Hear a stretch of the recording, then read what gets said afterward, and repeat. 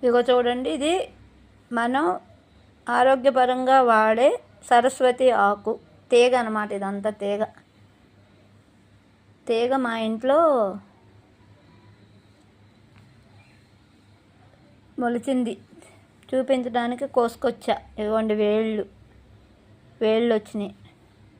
ఇక్కడ మనం మంచి మట్టిలో మూసి పెట్టేసి పెంచుకుంటే చక్కగా తీగ బాగా పెరిగిపోద్ది. దానికి తీగ ఎక్కడానికి కావాల్సిన ఏర్పాట్లన్నీ చేశారనుకోండి, పందిర్లు అవి వేస్తే బాగా విపరీతంగా పెరుగుతుంది. ఇది సరస్వతి ఆకు ఎండించి పొడి చేసి పిల్లలకి చదువది రావడానికి పడతారు. ఇది కూర వండుకుంటారు. ఇంకా ఎన్నో ఆరోగ్య ప్రయోజనాలు ఉన్నాయని చెప్పి వైద్య నిపుణులు చెప్తున్నారు. ఆయుర్వేదంలో దీనికి ప్రముఖ స్థానం ఉంది. చాలా వాల్యుబుల్ ఆకు ఇది. మన ఆంధ్రాలో మొన్న చూశాను వీడియో, ఒక ఆకు రూపాయికి అమ్ముతున్నాడంట ఆయన పండించి.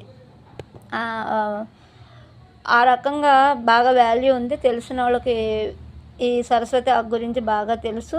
పట్టణంలో ఉన్న వాళ్ళకి, సిటీస్లో చిన్న ఇళ్ళల్లో పెంచుకోరు, వాళ్ళకి అపురూపంగా ఉంటుంది. పల్లెటూరులోని పెంచే రైతులకి ఇది సాధారణంగా బాగానే తెలుసుద్ది.